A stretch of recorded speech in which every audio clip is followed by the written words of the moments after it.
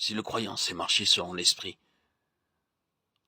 lorsque les choses difficiles, les injections de tristesse, d'amertume, de rancœur, de jalousie se produisent, ces émotions négatives qui veulent se manifester, ces œuvres de la chair, ces esprits mauvais qui veulent prendre de la place, nous devons absolument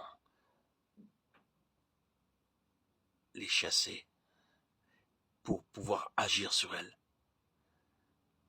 Quand nous sommes dans cet état de dépression, d'oppression, où l'esprit est tiré en bas, poussé en bas, lorsque l'esprit est dans une position convenable, en bon équilibre dans son fonctionnement,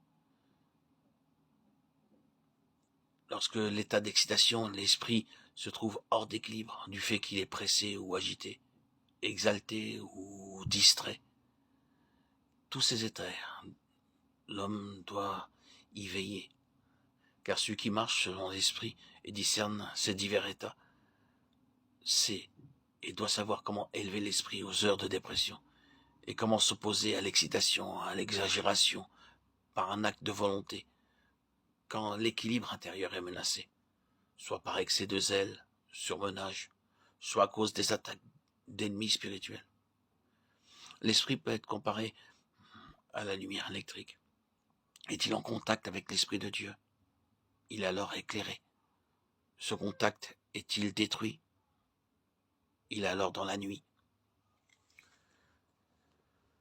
Lorsque l'Esprit de Dieu habite en l'homme, son esprit est, selon l'expression du livre des Proverbes, une chandelle du Seigneur, une lumière du Seigneur.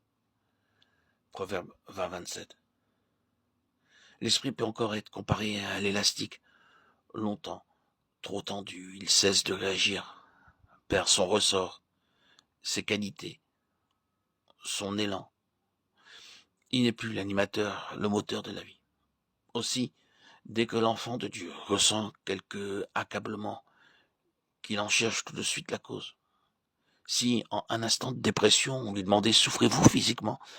il répondrait probablement que non, mais qu'il se sent comme déprimé, lié, qu'il ressent un ressentiment négatif, un poids lourd, un fardeau intérieur qui lui pèse. Qu'est-ce que donc qui est lié, déprimé? Ne serait-ce pas l'esprit?